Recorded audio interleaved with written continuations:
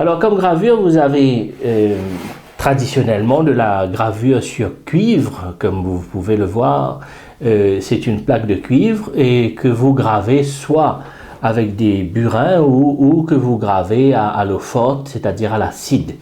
Vous pouvez graver sur le cuivre, le zinc ou aussi l'acier, mais moi j'ai toujours gravé sur le cuivre et le zinc. Vous avez aussi de la gravure sur bois. Donc j'ai fait un peu de gravure sur bois aussi. La gravure sur bois est très intéressante. Donc ici j'utilise un bois qu'on a localement qui s'appelle le beechwood, qui est un bois très résistant mais en même temps assez facile à graver. Et puis la dernière technique de gravure que j'ai commencé à faire il y a quelque temps, c'est la gravure avec ce qu'on appelle les solar plates, c'est-à-dire des plaques qui sont sensibles à la lumière du soleil. Et c'est vraiment une grande découverte pour moi. Donc en fait, il s'agit de plaques qui sont des plaques en métal et avec une solution sensible au soleil sur laquelle on vient dessiner directement sur la plaque ou sur une feuille de papier transparent. Et en mettant la plaque au soleil, le soleil ne va durcir que les parties qui ne sont pas exposées, c'est-à-dire les parties qui sont transparentes, et les parties qui sont noires vont rester des parties qui vont être creusées. Alors après ça, c'est très simple, pas besoin d'acide ou quoi que ce soit, vous prenez la plaque, vous la nettoyez à l'eau et le surplus de solution s'en va directement à l'eau. Après, il suffit simplement de remettre la plaque au soleil pendant 10 à 15 minutes pour être sûr qu'elle va durcir à son maximum et vous pouvez commencer l'impression. Pour l'impression,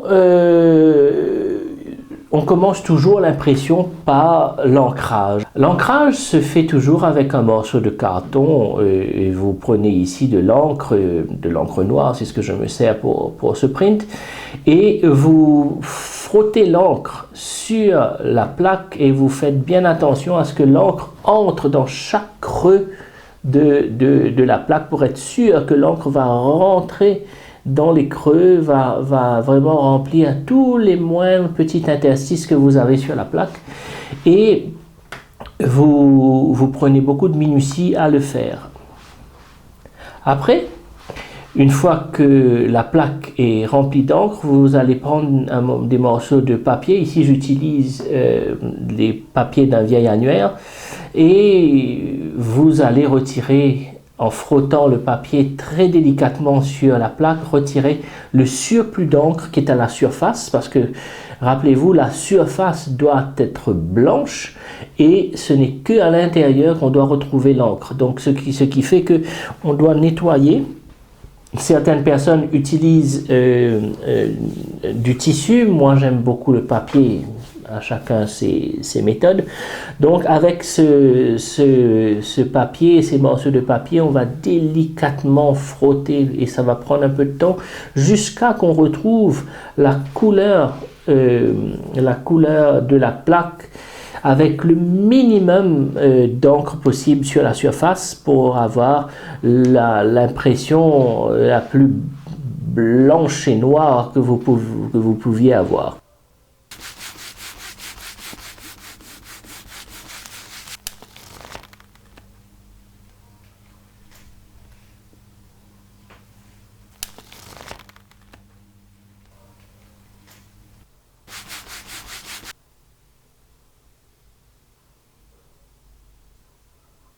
Une fois que cette opération est plus ou moins terminée, j'ai l'habitude d'aller prendre le papier, qui est un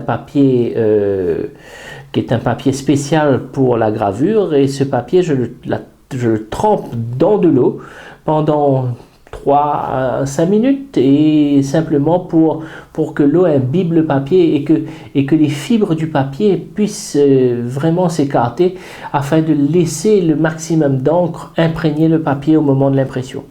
Donc ce papier va tremper pendant quelques minutes, pendant que moi, je retourne à ma plaque pour faire les dernières finitions, c'est-à-dire essayer de retirer autant que possible le maximum encore d'encre sur la surface, en faisant très très attention de ne pas enlever l'encre qui est dans les creux.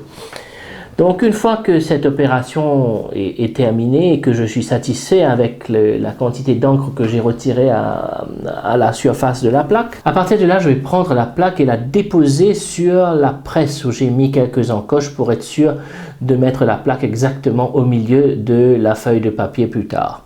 Il ne me reste plus maintenant qu'à aller chercher ma feuille de papier qui a trempé durant 3 à 5 minutes et je dois retirer l'excédent d'eau. Parce qu'il ne faut pas non plus que la feuille soit complètement trempée et qu'il y ait de l'eau. Donc avec l'aide d'une serviette, je vais essuyer et retirer un peu le surplus d'eau. Et une fois que ça c'est fait, je vais prendre la feuille de papier et la placer sur ma presse, encore une fois dans des endroits où j'ai mis des encoches. Le blanchet qui est en laine va être placé sur le papier et sur la plaque afin d'aider au moment où je vais tourner la presse. Le blanchet va aider à faire le papier entrer à l'intérieur des creux et prendre l'encre. Alors il ne me reste plus qu'à tourner la presse et maintenant je le fais normalement en 2 passages et une fois que la plaque et la feuille sont passées sur la presse, il me reste maintenant à découvrir, en enlevant les blanchets, à découvrir l'impression. Donc c'est toujours un moment d'émotion. On retire la feuille et là, waouh! C'est bien, la feuille a été imprimée et parfois aussi la feuille n'a pas bien été imprimée, il suffit maintenant de recorriger le tir. Alors normalement je fais 10 impressions, donc une dizaine d'impressions de chaque peinture, de chaque dessin et ces impressions seront numérotées et gardées. Peut-être qu'un jour je ferai une exposition, Dieu seul le sait. Voilà.